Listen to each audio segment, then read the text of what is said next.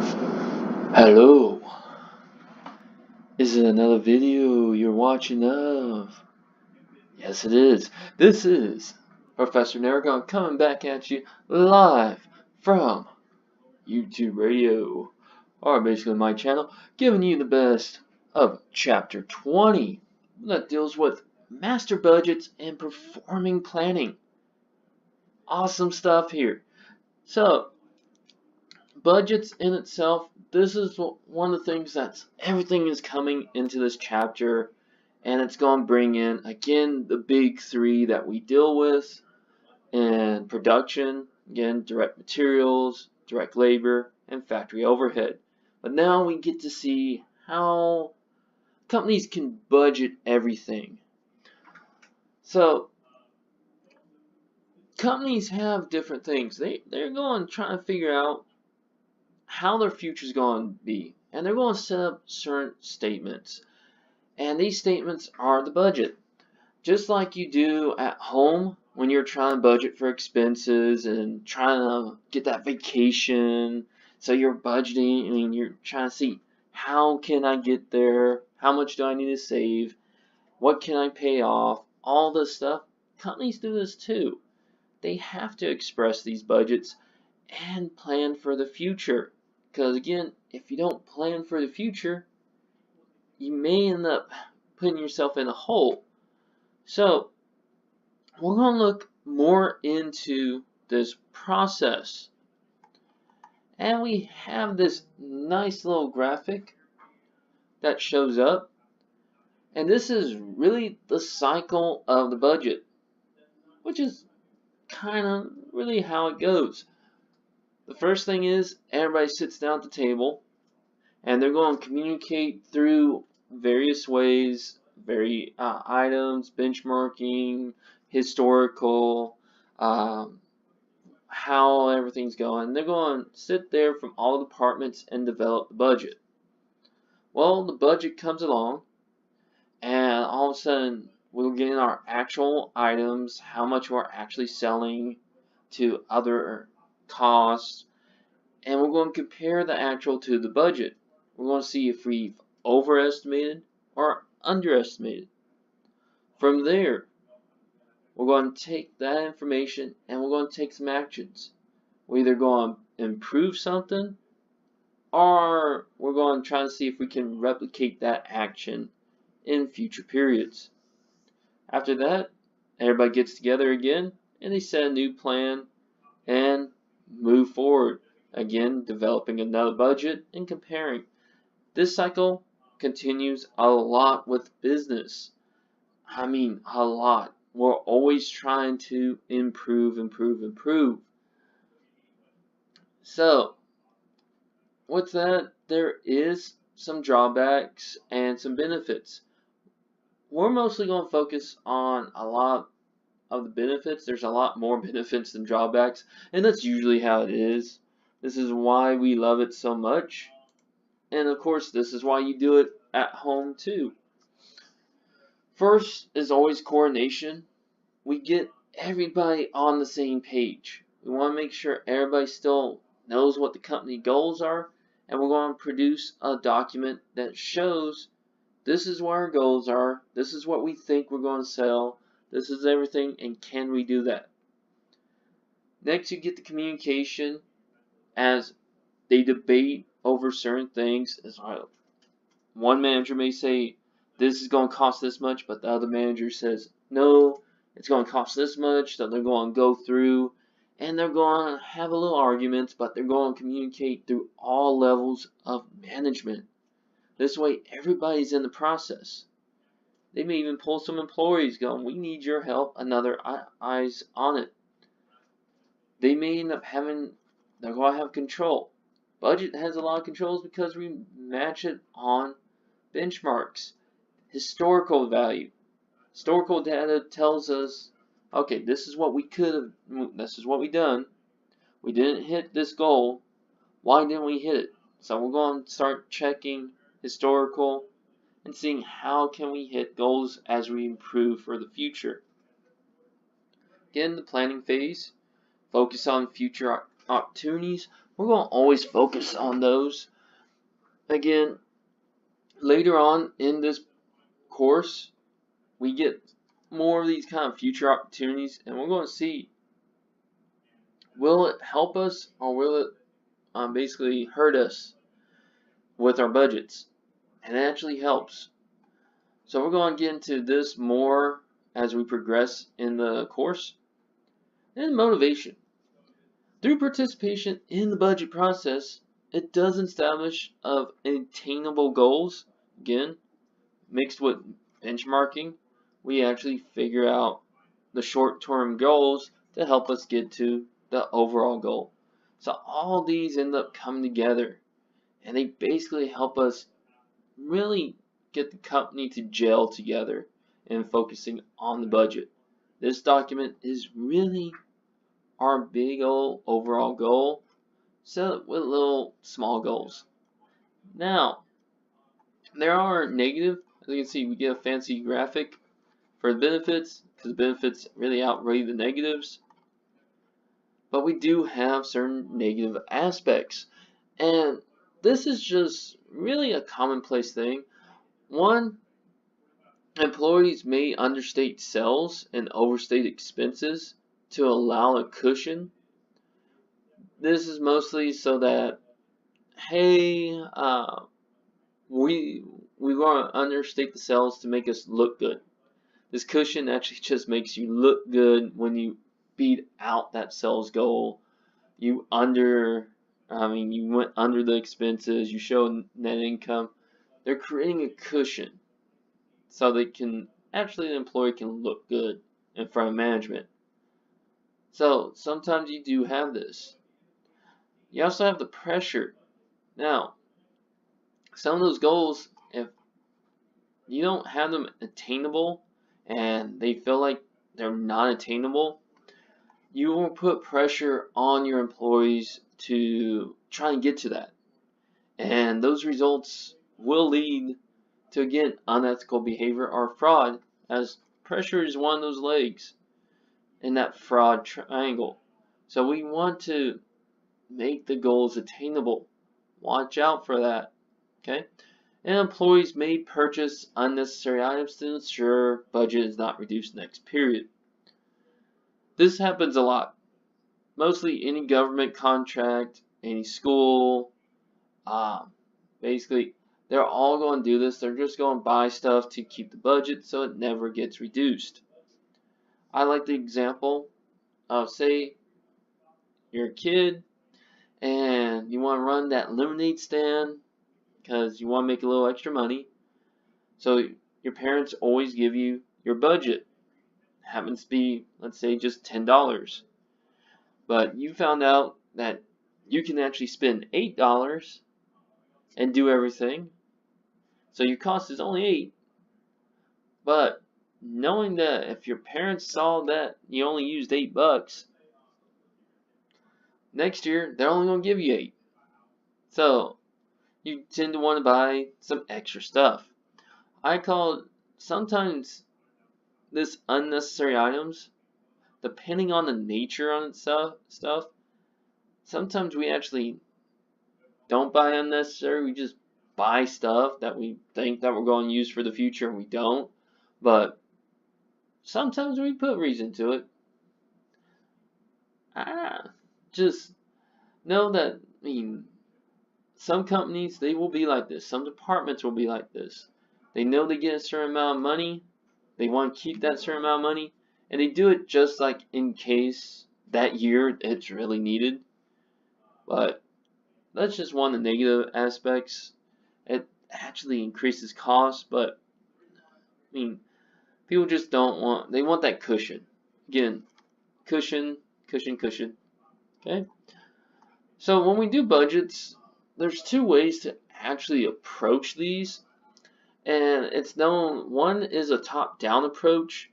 And this is basically with centralized basically businesses where everything is dictated from the top.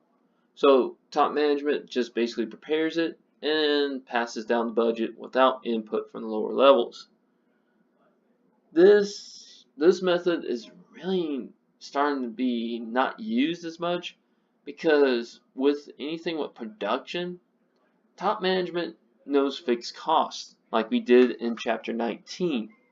We mostly hold fixed costs to top management, but product costs we hold to production management.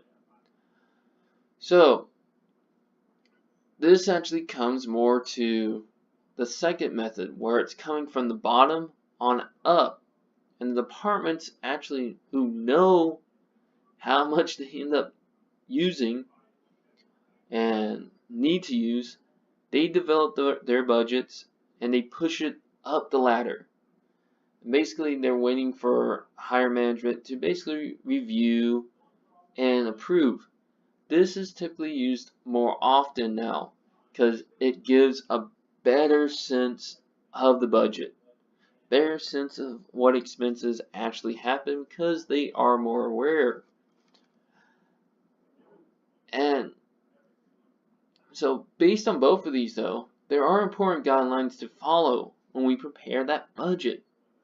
And again, results in more of a motivational, positive, like you can do it kind of message. And we love that. So what we have is three basically ways that these help. And the guidelines are: employees affected by the budget should help prepare it. This is, again, kind of like that bottom-up approach. And this makes employees involved in it, which motivates them. It's like, hey, I helped create the budget. I said I can do this in the goals. I'm going to do it because I am awesome and I can do it. So it makes these goals reflected in the budget. Should be challenging, but attainable.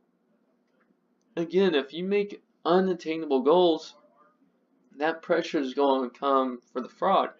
Well, if employees are helping prepare, you should have them help create the goals. Tell them that make a challenging goal, but make sure that you know you can do it, because you are one great employee. So, and then evaluations over this have to offer opportunities to explain the difference between actual and budget amounts. So we're going to evaluate everything, and if somehow in production the actual is outweighing the budget amount, it's more, we're going to have why. This is the part where we do ask why a lot. Again, if it's under, budget was a lot higher, again, we're going to ask why. And we're going to have to watch out. We're going to be looking for that one negative aspect of unnecessary items being bought to keep that budget for that department. You're going to see stuff like that. Now, we do have budget reporting and timing, and annual budgets usually do coincide with the company's fiscal year, and then they're separated into quarterly and monthly budgets. And this is mostly because short-term budgets allow management to really evaluate performance and take corrective action very quickly. Now, the common form is known as what we call continuous budgeting, or basically a rolling budget. And this is really, we just prepare these budgets as they go forward. Right here, this is a little bit dated. I would say this is probably back in 2012. Companies using rolling budgets right now is 45% when this pie was done. Excuse me. This is growing because of how easily it helps us fix things very quickly. And as you can see, we start with the first quarter and we got all 3 quarters, but starting in the second quarter we started to create another budget, and this is starting to help basically correct stuff, and keeps going and going and going and it looks like it's a little staircase going down. And basically, in this case, the first series of budgets, quarterly budgets, are made December 16, before the start of 2017.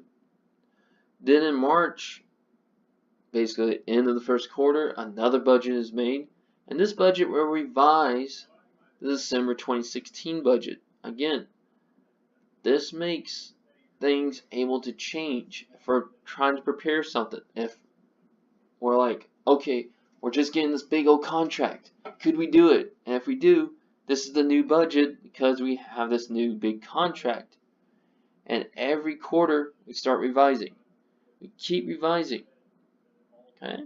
And this helps really create a more accurate of how the company's working. So if a continuous budget is not applied, then the budget for future periods are not accurate, since data could be out of date by the time the new annual budget is done. That's why more companies are starting to fade more to the rolling budget. It just helps us. It really does. I mean, at home, do you stay with 1 year budget and go, okay, this is the year? No, you keep advising and revising, and you're realizing it is. It's a fine tuning. Businesses are like vehicles sometimes. We need that fine tuning to get the best performance. So we're fine tuning it right now. So we're going to look now at the master budget process. And this is going to be the most math heavy. So if you do have questions about this, I'll make sure you put it in the comments below, and I'll answer those as we go. But the master budget in itself will be based on these budgets right here, and basically the sub budgets. The cash itself is really the master one, but you're going to see we're going to start off with sales, and sales feeds into basically 3 big ones: the production one, production budget, capital expenditures budget, and the selling expense, general admin expense budget. We'll flow through those. Production, we'll use information from there, flow to our big 3 that I know y'all love now, and then everything ends up flowing into cash, and we end up creating our budget financial statements from there. So this is basically the summary of the rest of this video and the rest of the chapter 20. So with that, we're going to be focused on basically 3 months. We're going to look at October, November, and December of a good old hockey company known as Toronto Sticks. Yes, we have gone up to Canada to give you these budgets, and it is going to be frosty. Now, so we're using this company as an example to show you how these budgets are planned. Some of these budgets are actually very, very simple, and some have a little bit more of a complicated math take. Now, mostly a lot of these are done in Excel, and if you haven't experienced Excel, I would strongly encourage, if you're a business degree or accounting or anything dealing with business, really pick up Excel, learn it backwards and forwards, because it's used so much. It's one of the most widely used programs for business. But here, we're going to show you just the simple budgets as how they go. Again, do your best in learning what you can. This is all trying to get you the basics. If you're an accounting major, you're going to see this in cost accounting. Or if you're going to transfer and still be an accounting major, you're going to see this in cost accounting. You still have it. So, starting off with the sales budget. Again, we're using October, November, and December. And the company says that they're going to sell 1,000 hockey sticks in October, 800 in November, and 1,400 in December. We sell them at a cost of $60 per unit. And this information is usually, we know this information, or we're estimating. Again, anytime you see budget, it's an estimate. You can probably put sales estimate if you wanted to, but budget just sounds better. It's more financial. Okay? So all we do for our sales budget is take our units and multiply it by our sales price. And we're going to get the total budget sales dollars. Again, we're going to be using these numbers in later budgets. So you got to make sure you know what you're doing. So next one is the production budget. This is the next budget that usually is prepared after the sales budget, because one, we have to see how we're going to produce all these units that we just said that we're going to sell. And the thing with these, we're just not using the budget sales in units. We also have to produce enough for a desired level of safety stock. And all companies are different of how much safety stock they want. For our hockey company, they want to do about 90% of current month sales. Okay? But we really want safety stock, and this just really allows us to have some extra inventory in case somehow demand was a lot more than what we expected.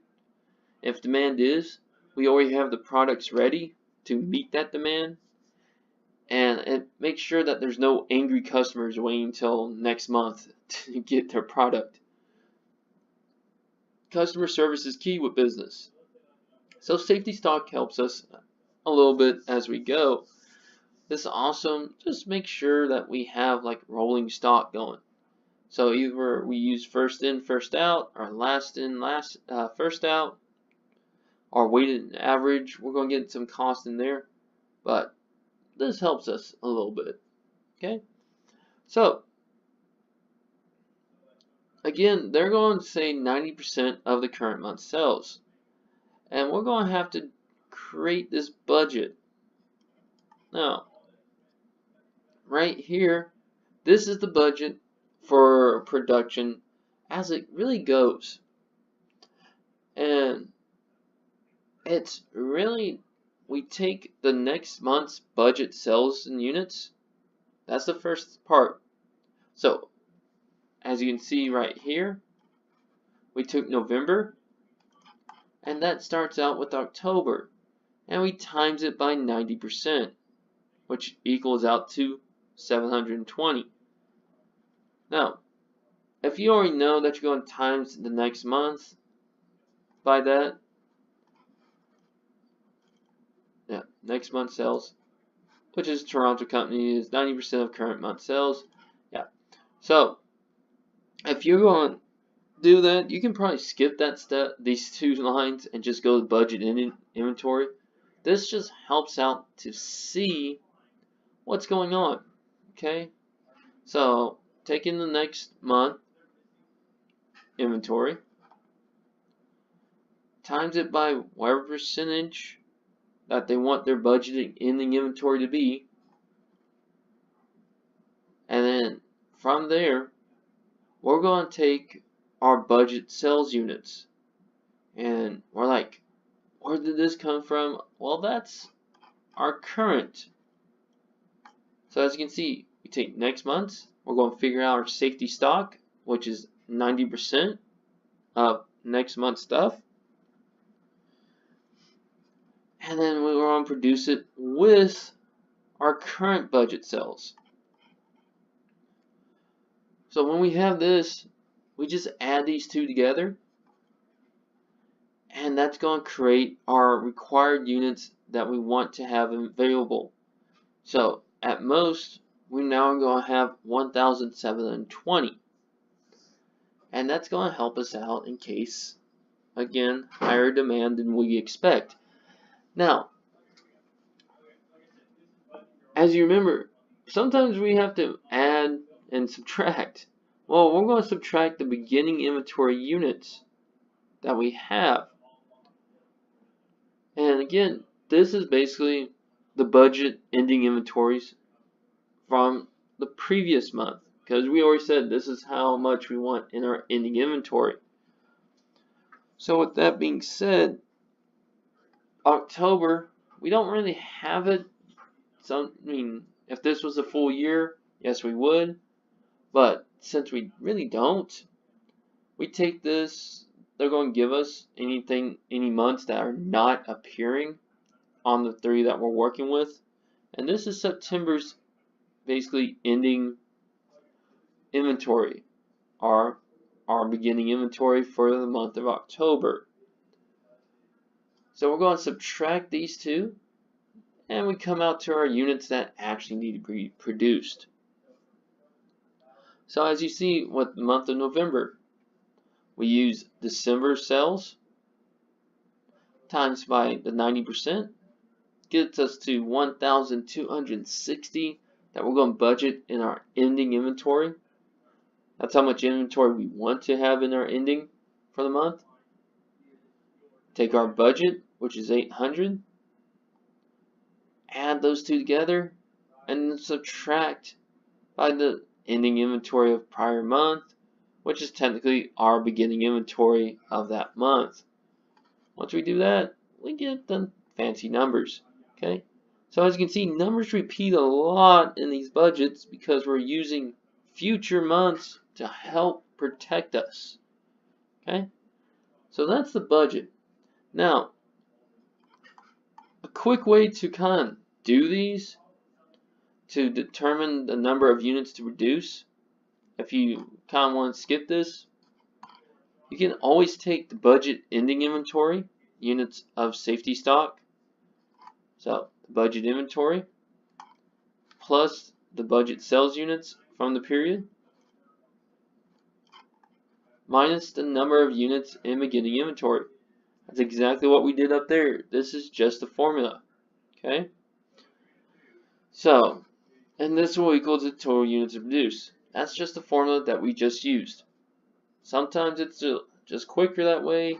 People don't want to do a budget, don't want to do this whole fancy thing. They just go, oh, I can do the calculations very quick. That's fine and dandy. So, from the production, we start hitting our big 3. And the hardest of the big 3, I'm going to tell you right now, is the direct materials. Okay? And this is because direct materials in itself has to have safety stock. Oh my. It does. It has to have safety stock, just like the production one. So this is going to bring in some form of needed stuff that we're going to have to know what we need to basically compromise and how much it's going to cost us to purchase all these materials. So we get this fancy thing, okay? And this one right here first deals with what our budget production units are. And of course, can't do that until we do this form and we take these numbers down at the bottom. Okay? Once we take these numbers, we're going to times it by the materials required. And usually this is found through normally historical or basically our recipe of making these units. And they're always going to be in pounds. Usually in pounds. This whole chapter is in pounds. But usually, I mean, that's how they go with, because we tend to buy everything in pounds here in the States. So we're going to keep them in pounds, and sometimes you do have to convert, like we're doing right now.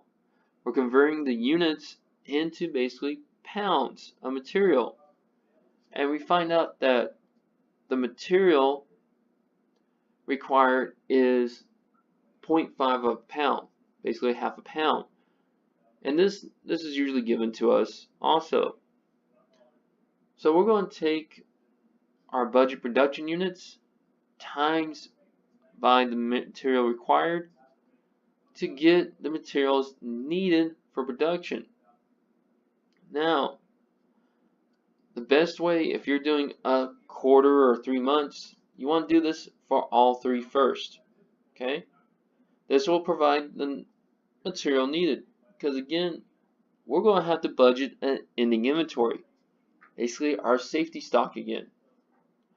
So with that being said, this company is going to say 50% of the next month's material needed will be our budgeted ending inventory, or basically our safety stock. Again, just in case something strange happens. So if I didn't calculate this number would be a little bit harder. So calculate this. Find out that it's 670 for November. So 50% of 670 is good old 335 pounds that need to be added to our already materials needed. So 355 plus 335 gives us 690 in total materials required. Well, again, we have this rolling ending inventory. So in September, again, they give us this number because it's not part of our original.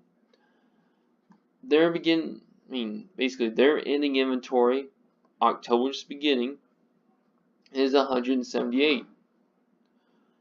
So we take 690 minus 178, gives us the actual materials need to be purchased for the month of October for budget.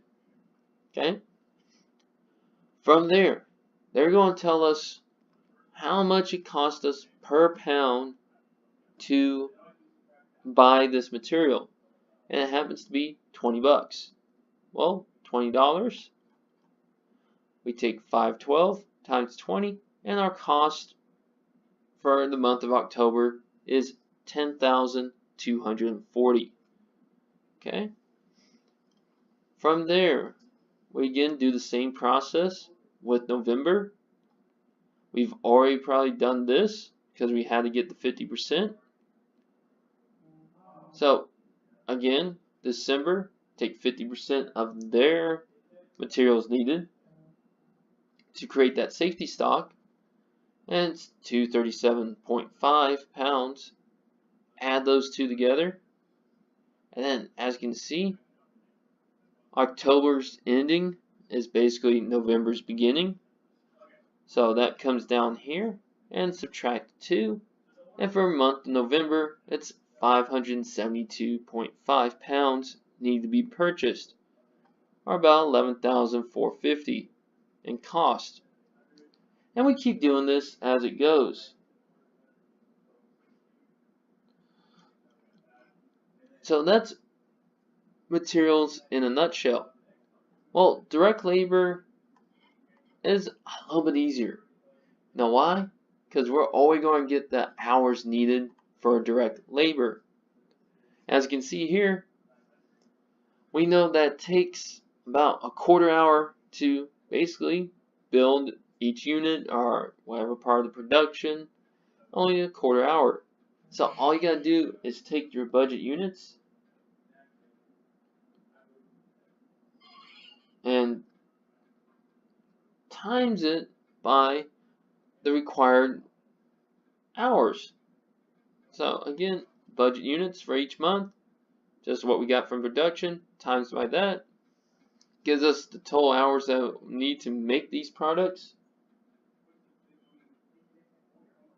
And since we don't need a safety stock in hours, because you can't do a safety stock with labor hours, it's really that it. It just times it by how much that hourly rate is, and that's it. That's our cost of direct labor.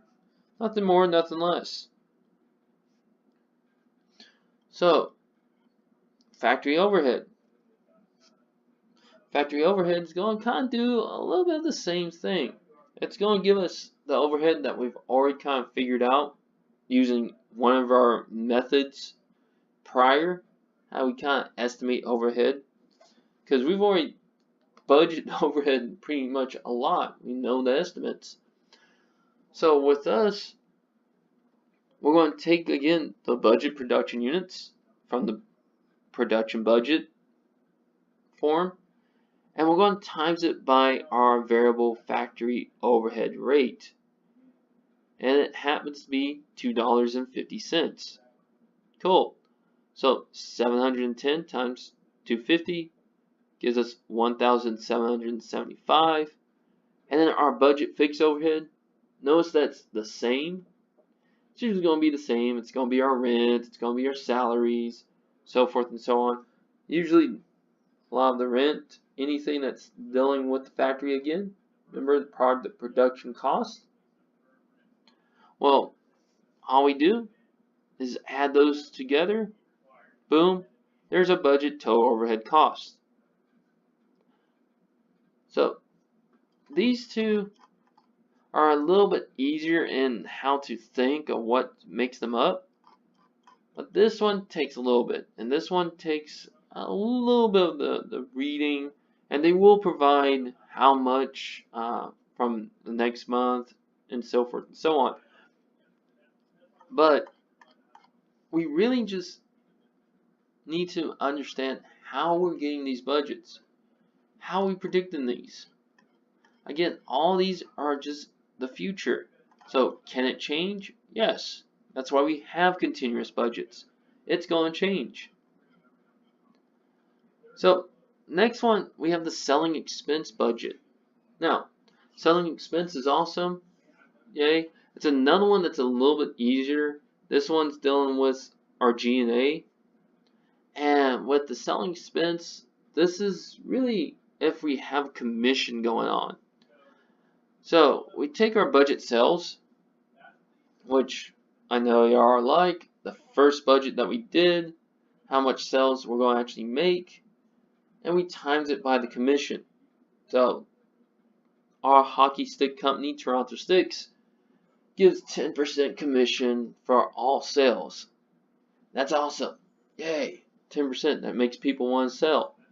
Well, all you have to do is take this budget sales, times it by that 10% of commission to get how much commissions really are. It's going to cost us about $6,000 in October, $4,800 in November, and of course $8,400 in December. And then we need to add in any salaries from our sales managers. So if we have salary, add those in, and that'll give us our total selling expenses. We will probably have other selling expenses like advertising budget, stuff like that being thrown in, and those will be added on. Right now we just want to get you the basic idea. Okay, again, a lot of just basics going on here. Believe me, in your cost accounting, woo, budgets like crazy, especially in finance and stuff like those. So general administrative expenses, this one's a little bit easier for the class in the way that it's really just our administrative salaries, so secretaries, and it's any other operating expenses that are not included in selling or manufacturing. Here for Toronto, they only have administrative salaries, and since it's just that, that's our budget. $4,500 each month. Nothing more, nothing less on this one. Again, that's using anything that's not part of selling or manufacturing. And then we may have a few investing budgets. These are capital expenditure budgets, these right here. And these budgets in itself, they are going to show the amount that are projected into purchasing probably additional assets, additional fixed assets, and maybe disposal if we know that fixed assets term is coming up and we want to get rid of it. This one really just affects basically long-term business, and it's really prepared after all these other budgets. So we're not going to really focus on preparing this one yet. we actually work in some of these answering questions in later chapters. Now, our financing budgets, the cash budget.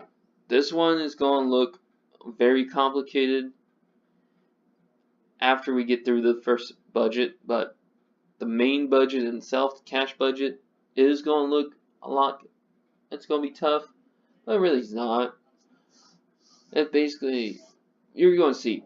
So, we're going to try to figure out how our cash flow is going. Inflow, outflows, and stuff like this. Again, we're trying to protect ourselves from maybe a potential cash shortfall or anything else. Okay?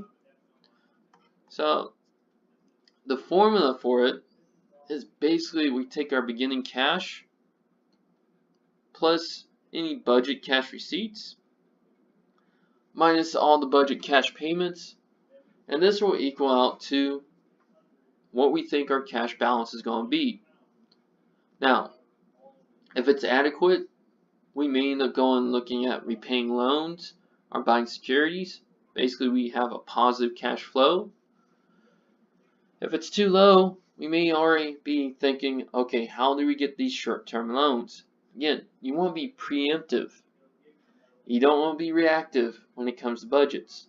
Company has to be preemptive and be able to cover themselves instead of something bad happening. Just like in your budgets, you want to kind of be prepared before something happens. And again, stuff randomly happens, that's true. But if you're a little bit prepared, you kind of have a cushion in case something bad does happen. Now, the first part of the cash receipts that we have to deal with is basically the budgeting cash receipts in itself to get to our cash point. This is saying how much cash we are expected to basically bring in that month. So for them, they have this cash receipts going on, and we're going to basically take it from the sales budget. As you can see, these are all the sales that we predict. Yay, sales budget's back. From there, we're going to say about 60% of those sales are going to be on credit. So that's not going to be good for us because one, that's not cash. So we don't have cash in our bank, that's on credit. But we have to predict these just in case. And this is usually a historical prediction. Again, just like if you did, remember 2301 with chapter 7 where we did the bad debt? We know historical facts when it comes with accounts receivable. So when we budget, it's the same thing. So we know 60% is AR. We know cash sales then has to make up the other 40%. So really, these two lines don't really need, because one, you know it's going to be 60-40 in ways. So as long as I know that I can complete the 40% of cash sales, that's going to make my cash. And let's take 60% of last month's sales. That's the 25,200. We believe if we are very good, we always collect all of our accounts receivable. We know that's not always true and sometimes not always possible. But in the vast world that we have, we get this. We get this money. In a perfect world, we always get our money the next month. Yes. So, we have it, and we just assume that it's going to happen. So this is going to be our total cash. So, 40% of current month, 60% of prior month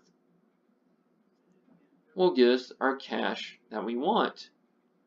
Okay. So we know now, we know our cash we know all these expenses that are going, that we have. The next part that we get is to combine it all. Yes, we're going to combine it all into the budget cash flow state, basically budget cash.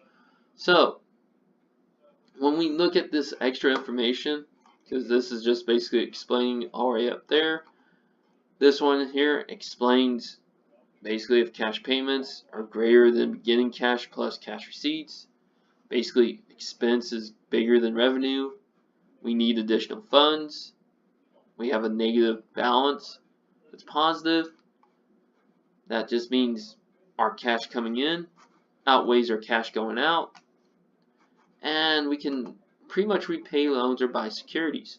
You can always do this. So here's the cash budget. In fact, I'm going to trim this down just a little bit so you can see the whole thing on one page. Alright, so cash budget again just brings everything together. Everything. So we will have the beginning cash balance.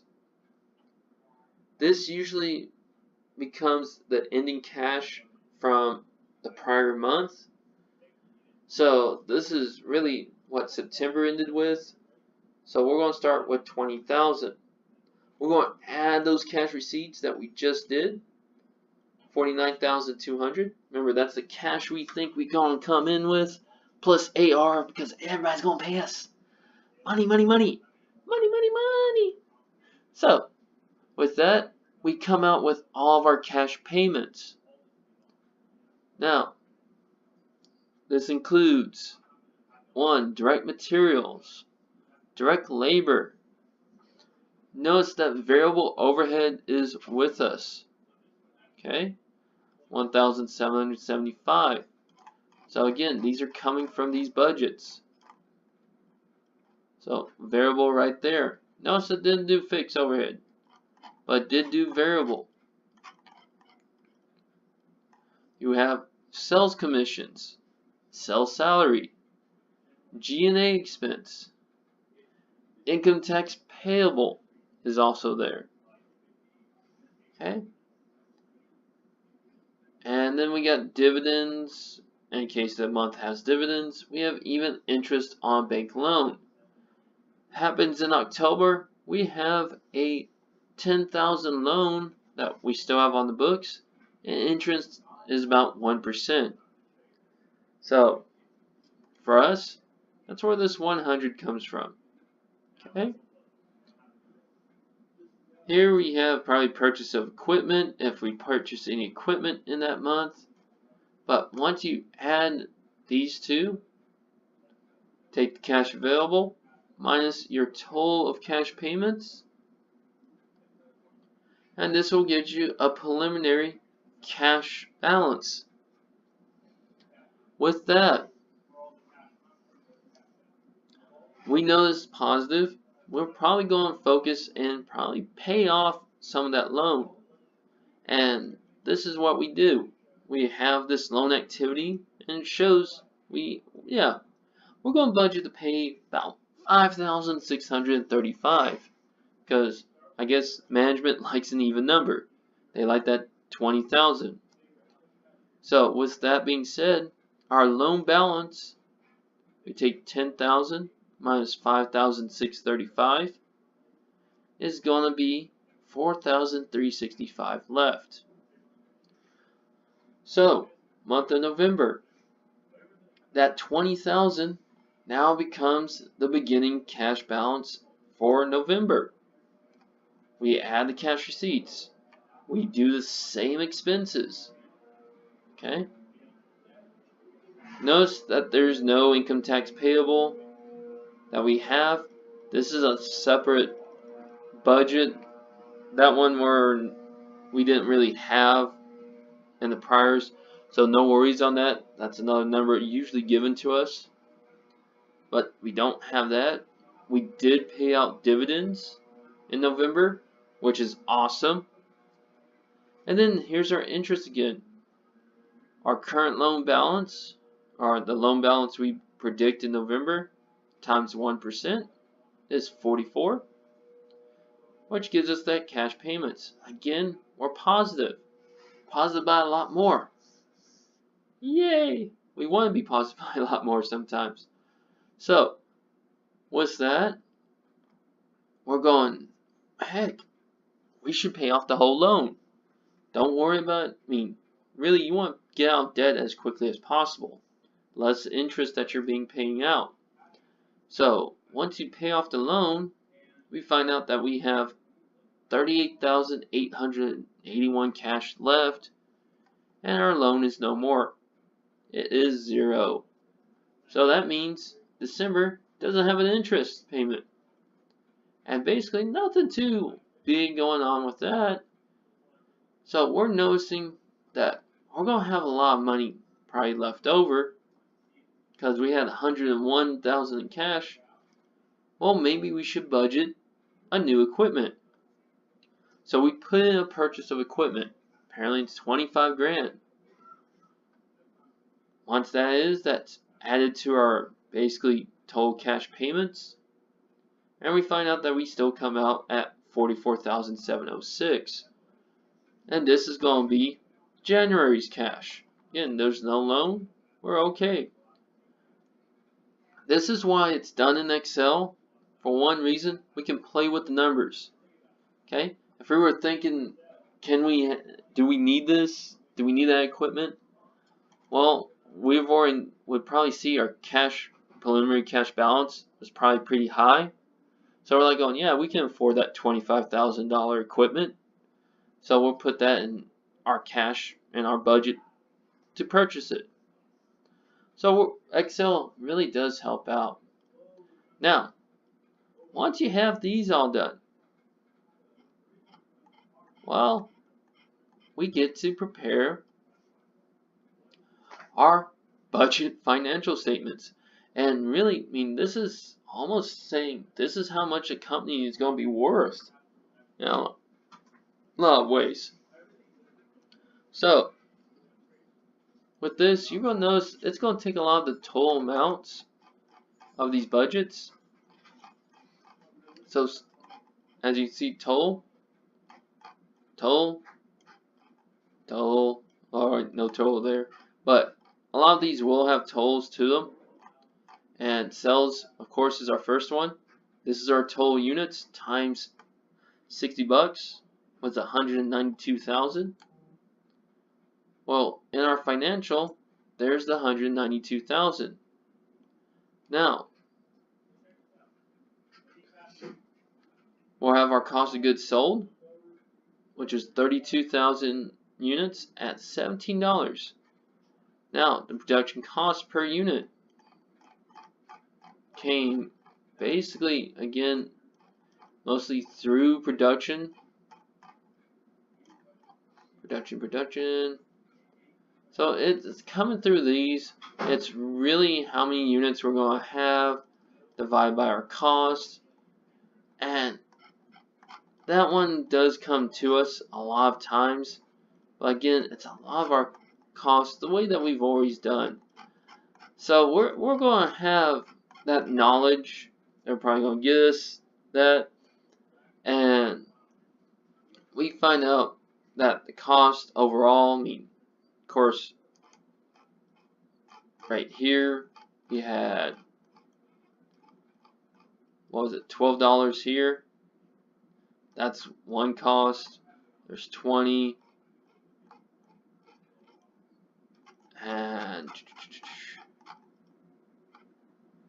there's the cost right there. So we're basically $250. And we're getting the production cost in the way that it is. Again, they're going to find the total, they're going to do that, and usually that number is going to give it to us if we need it. Sometimes the numbers between the examples tend to kind of get a little array, but it's $17, so we take that, and it's going to be $54,400. Again, gross profit is always our sales minus cost of goods sold. And then we get our operating expenses. Again, $19,200, $6,000, $13,500. These are all of our totals that we've already did in those budgets. And then interest expense comes from cash budget, 100 plus 44. And this gets our income tax, which was $98,756 times 40%. Again, this is something that they give us. So, see, here's the cost of goods. Information comes from a combine of direct materials, direct labor, overhead budgets. Again, just total them up and divided through a normal level of units. We're going to get into this with the normal level of units, but again, later as we go. They're just saying normal of 3,000. Again, that's something that they give us, but that's how we figure it out. It's always combining. Big 3, dividing the units, tells us how much. But, oh, my jaw is killing me. Anyway, so this 40% right here is what we basically tell as our rate. Take our 98,756 times by our tax rate. Comes out to how much income tax expense we think. Apparently we did not estimate that probably pretty well because there's interest tax payable. But either way, we figure out our budgeted net income.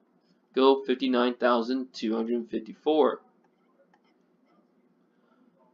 From there, here's our production cost, just broken down. Again, direct materials was a half pound of materials times $20 per pound. So really the per unit is $10.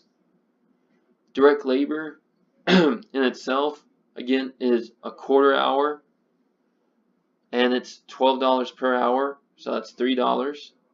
Variable overhead was already figured out at $250. Fixed overhead, basically $4,500 of total fixed overhead per quarter, because it's $1,500 times 3. That's divided by 3,000 of normal production per quarter. Again, that in itself will have that info of what their normal production level is. Find out to be $1.50, and that's where we get the $17. Okay. Next is the balance sheet, and the balance sheet in itself, we're going to pull again from the different budget. Cash in itself, since this is December 31st, you go to the December 31st cash budget, and whatever's ending is the actual cash. Accounts receivable, again, that was our prediction up here. And receipts, 50,400. Because again, we assume that we've already get the rest, so it's just going to be December's. And the same thing with raw material inventory, finished goods. We all use the December amounts. Now, equipment in itself will come from the capital expenditure budget and factory overhead budgets. Basically, mostly from the capital expenditures. That's going to have our purchases. Accumulated depreciation could come from the factory overhead as we work it, but right now we don't have those budgets, so those do come from budgets in themselves, just as a predictor. Same thing with finished goods inventory, all those fun jazz, as finished goods balance is coming from production. So again, if we look up the production, direct labor, production, right now, it's going to show how much it sells, units to produce, and you're going to end up taking almost a difference of what's going on.